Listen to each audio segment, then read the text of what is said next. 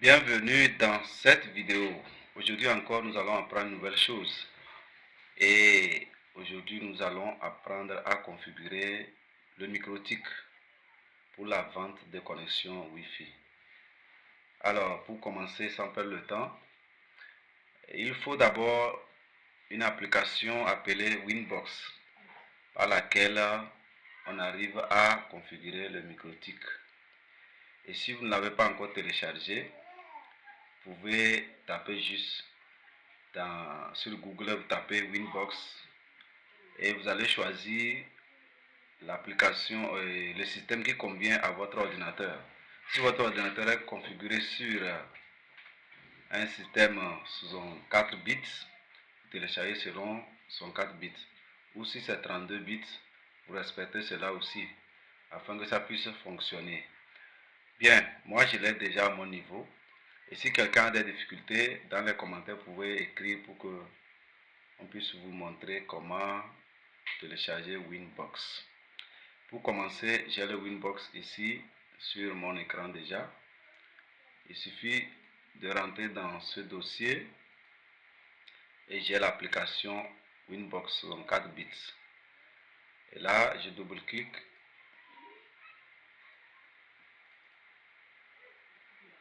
et je suis dans l'application. Pour ceux qui ont déjà la base, il faut d'abord que le microtik soit allumé et qu'il soit connecté. Il y a un câble de connexion entre le microtik et l'ordinateur. Et le câble de connexion doit être branché sur le deuxième port, le troisième, le quatrième ou le cinquième. Mais il ne doit pas être branché sur le premier. Parce que s'il est branché sur le premier port, vous n'avez pas bien reçu la configuration. Alors, moi, mon microtik est déjà allumé. Il y a un câble de connexion sur le deuxième port et qui est branché aussi à mon ordinateur, exactement dans le port de connexion de mon ordinateur. Et là, quand on ouvre Winbox, il nous affiche des adresses de tous les microtiks qui sont connectés à l'ordinateur. Vous voyez ici que il y a même adresse IP. Ici, nous avons 192.168.88.1 et qui se répète en bas. Donc, c'est le même microtik. Donc, peu importe là où on va prendre, on pourra configurer. Donc, ça arrive souvent. Vous pouvez avoir plusieurs adresses pour un seul microtik. Mais il peut aussi, pour certains, pour la plupart, c'est une seule adresse IP que vous allez avoir à votre niveau.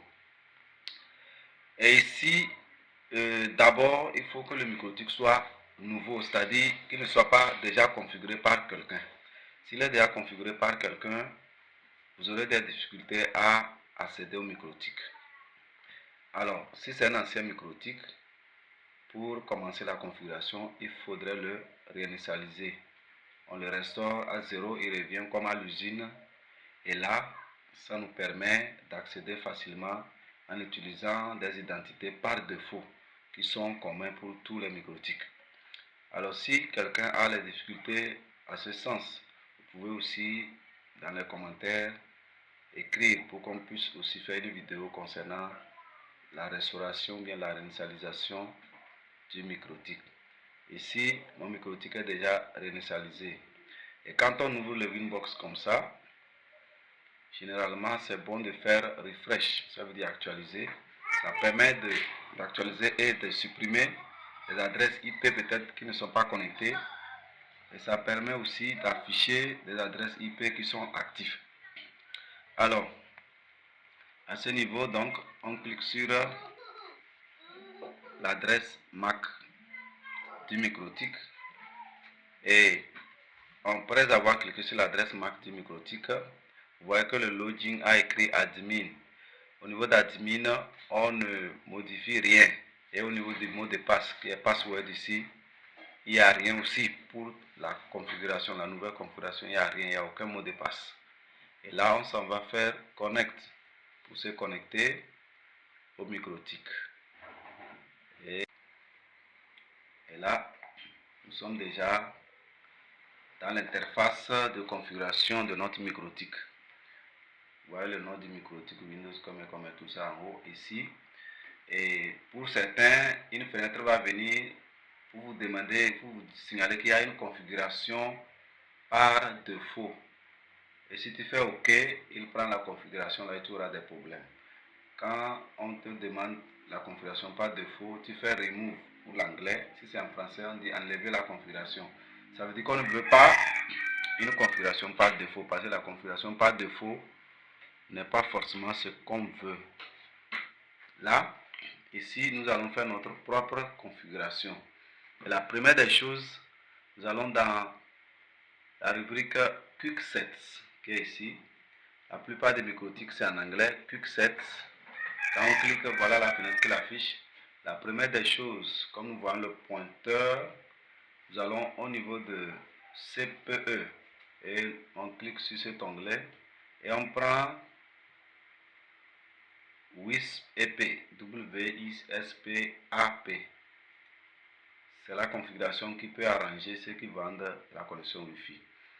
Et après cela, ce qui nous intéresse c'est Network Name, ça veut dire le nom du réseau, le nom de ton Wi-Fi que tu vas mettre ici. Alors tu vas modifier, on modifie et on met le nom qu'on veut.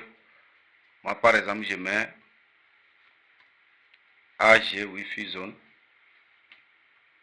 c'est le nom de mon réseau. AG Wi-Fi Zone. Et après cela, nous avons Frequency, c'est la fréquence. Il est conseillé de prendre la fréquence automatique. Et au niveau des bandes Wish, nous avons 2 GHz-B/G, c'est ce qui est conseillé, il y en a assez. Mais généralement, c'est ça même, c'est par défaut et c'est le meilleur. En tout cas, ce qui arrange pour nous ici. Et au niveau de la chaîne, on prend 20 MHz. Si vous prenez autre chose que 20, vous aurez des problèmes. Les gens auront des problèmes à se connecter.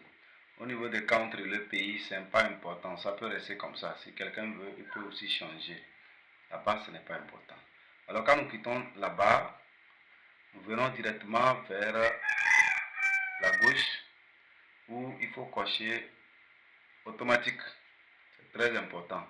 Après avoir coché là-bas, on laisse tout le reste et on vient en bas ici au niveau de Local Network et on donne une adresse IP à notre micro-OTIC. Moi, par exemple, je mets 11.11.11.1. Il faut que ça suive ce formulaire, ce format. Donc,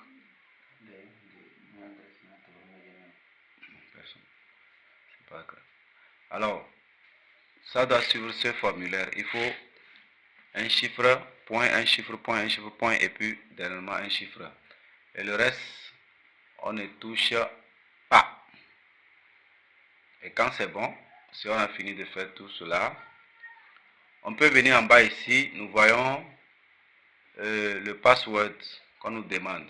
Quand on voulait entrer le micro-OTIC, vous voyez qu'au niveau des passwords, c'était vide parce que c'est nouvellement, c'est la première fois qu'on faisait la configuration. Alors, pour que prochainement, on puisse demander un mot de passe avant de pouvoir entrer votre micro-OTIC, il faudrait mettre un mot de passe. Si vous ne le faites pas, quelqu'un qui s'y connaît, il peut venir un jour entrer sur votre micro-OTIC facilement. Alors vous êtes obligé, c'est une obligation, on met un mot de passe. Je donne un exemple, moi je mets ici 1, 2, 3, 4. Ça c'est mon mot de passe. Et il faut confirmer cela. La même chose, 1, 2, 3, 4.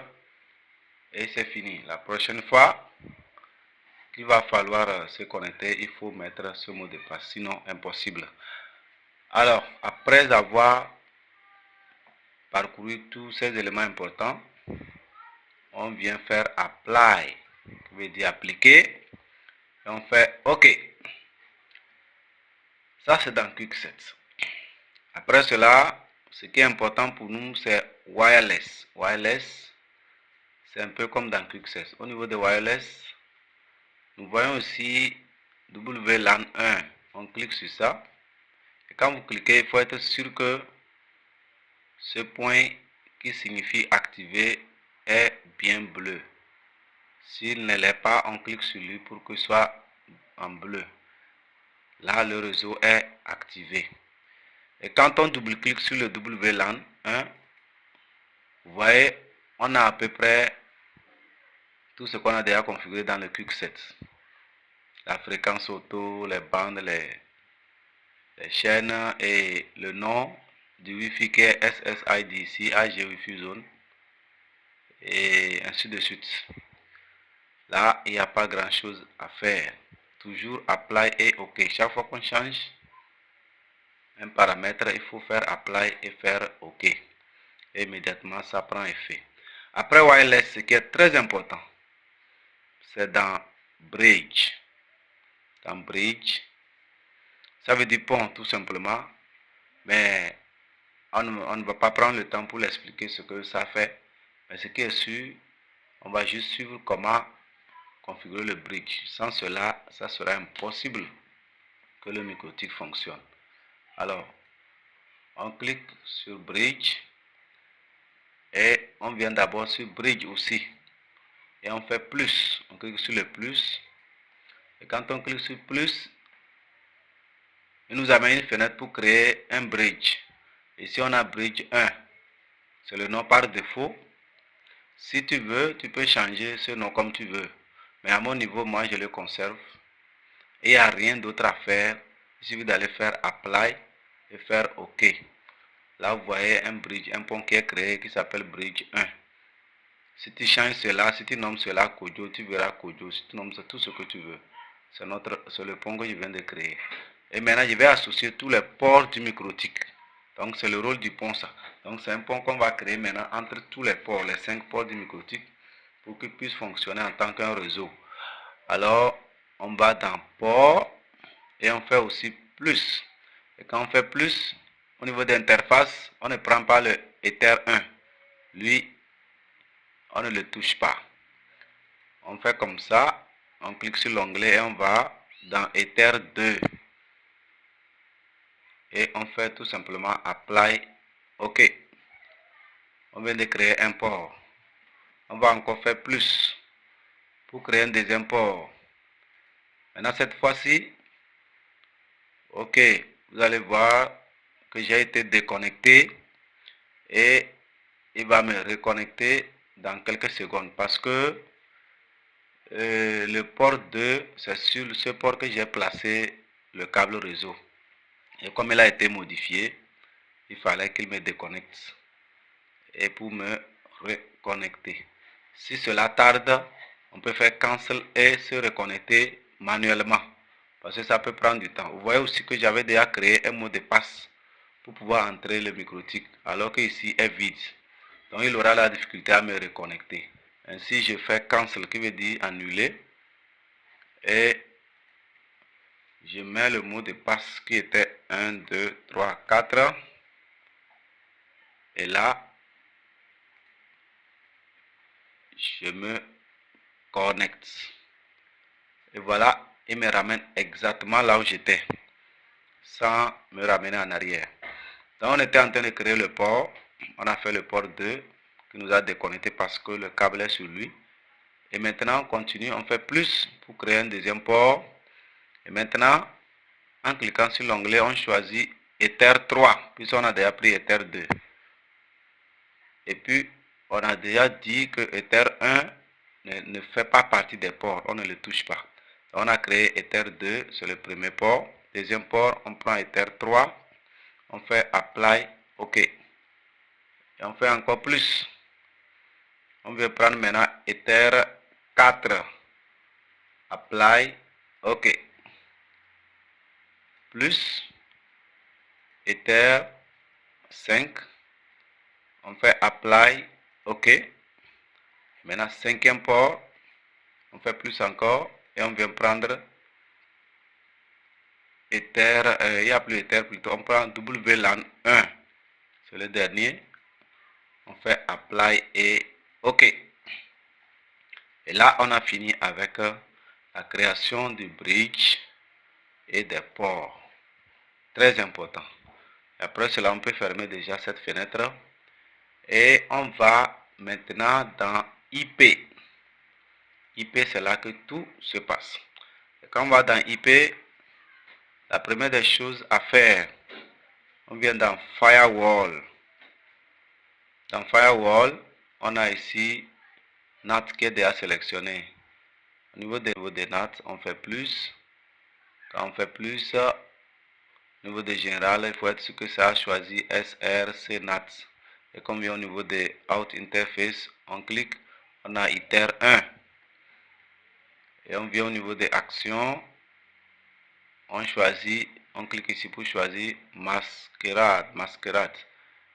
Et quand on choisit, on fait apply et OK. Et là, nous avons fini avec la fenêtre firewall.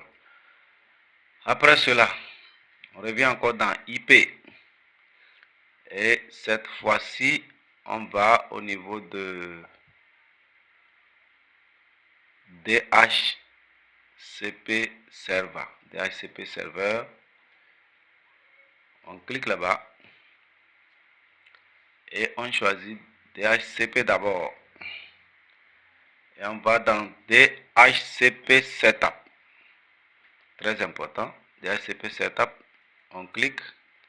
Il nous demande, et il a choisi ici Ether 1. On choisit notre bridge qu'on avait créé. Ici, j'avais créé bridge 1. Si tu avais créé Kojo, c'est ça que tu vas choisir. Donc, il choisit bridge 1. C'est l'interface de DHCP Server. Et je fais Next. Il m'a choisi déjà l'adresse que j'avais tapé de l'autre côté. Ici, il faut seulement faire Next. On ne modifie rien comme ça. On fait Next. Next. Et au niveau des DNS Server, on vient cliquer sur l'onglet en bas comme ça. Et on met 8.8.8.8. On clique encore l'onglet d'en bas pour ajouter un autre serveur DNS. Cette fois-ci, c'est 8.8.4.4. On fait Next. On fait toujours Next. Et il dit Setup has completed successfully. Donc la configuration a été réussi à marcher. Donc on fait OK.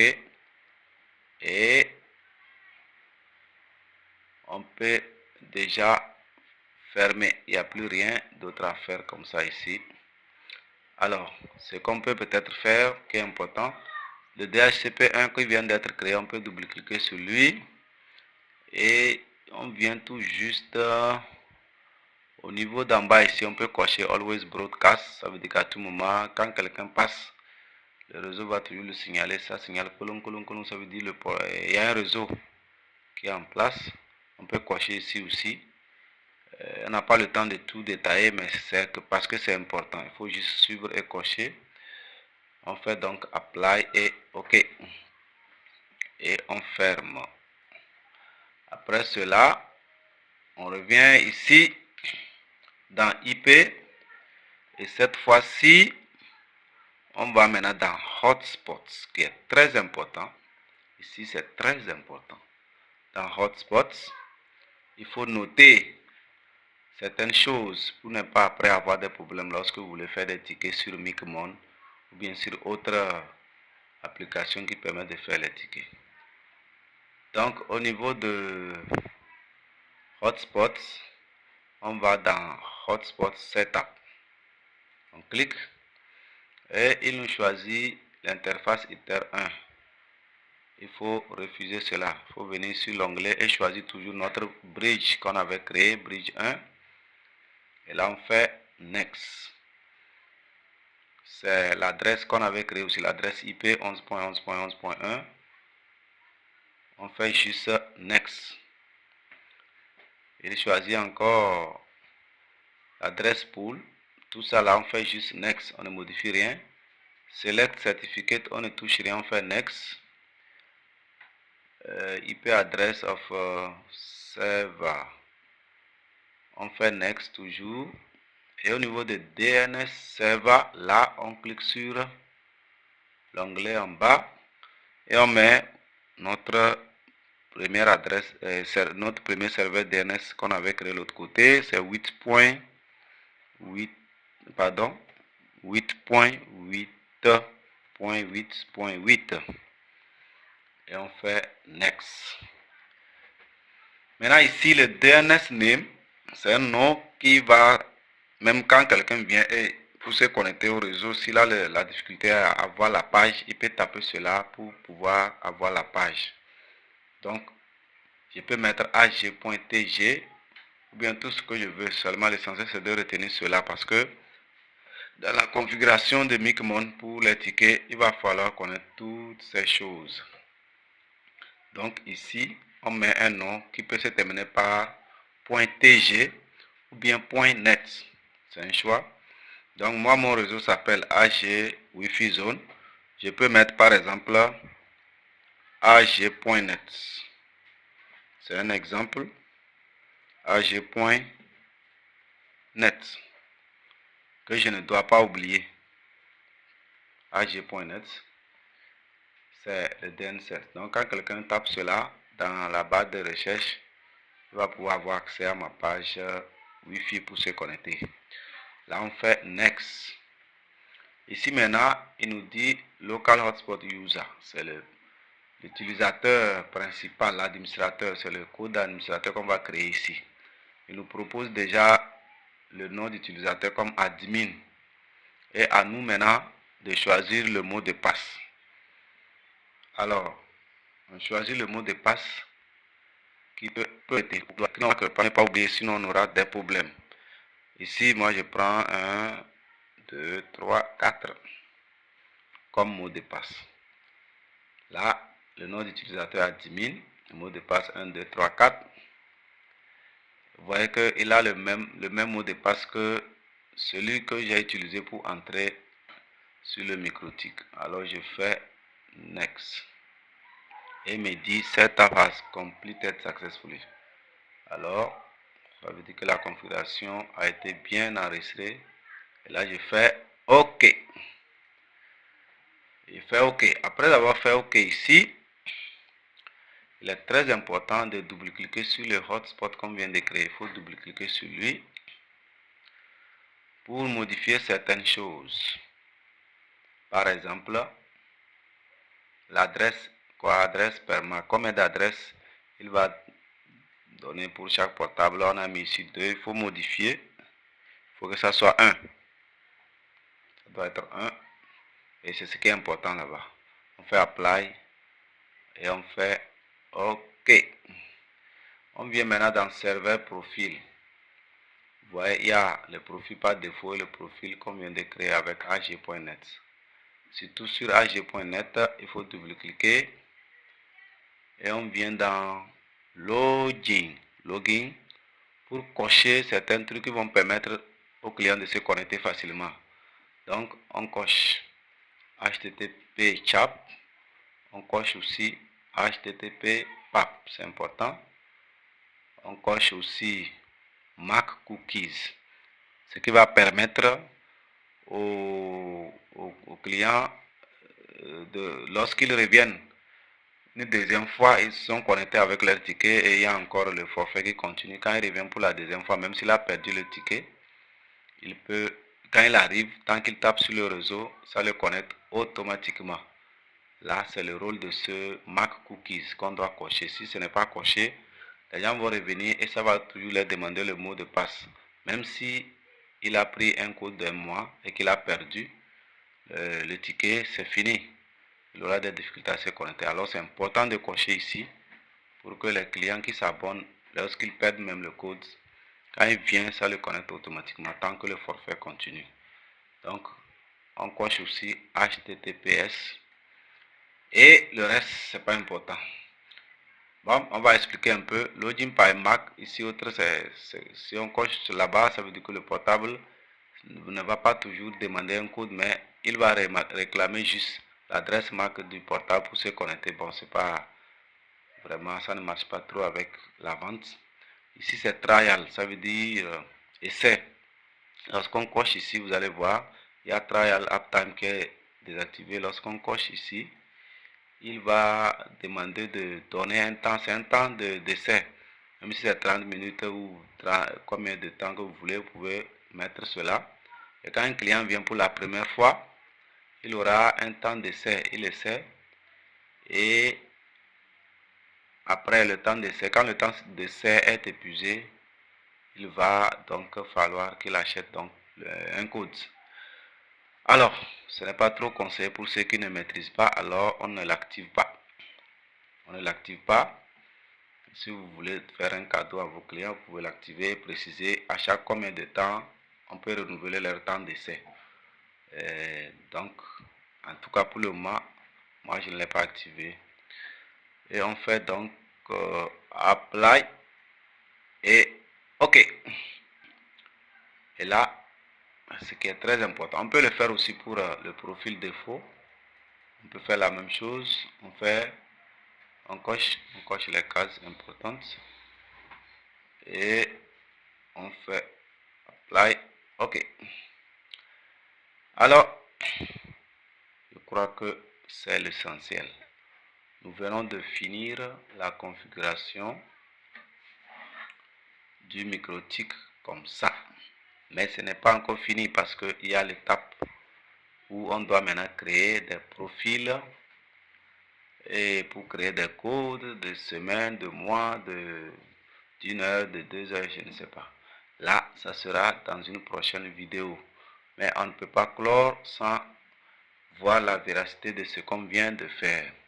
Alors pour être sûr que c'est configuré, on va fermer la page et aller dans les réseaux pour voir s'il y a un réseau qui s'appelle AG Wi-Fi Zone. C'est ce qui est important. Alors, quand nous venons donc sur le réseau du portail de la machine,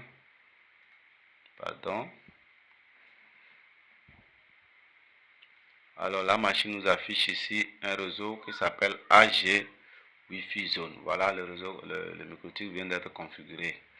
Alors, il faudrait donc le connecter maintenant à un routeur qui fournit le Wi-Fi pour continuer les autres configurations, c'est-à-dire les profils et les temps, les codes pour les tickets.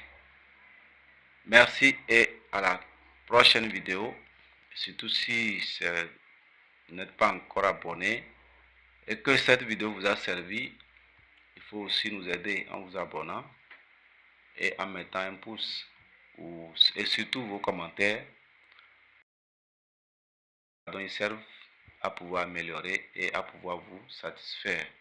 Dans les commentaires, dites ce qui est votre souci ou ce que vous aimeriez encore que ça soit fait pour vous. Merci et à très bientôt.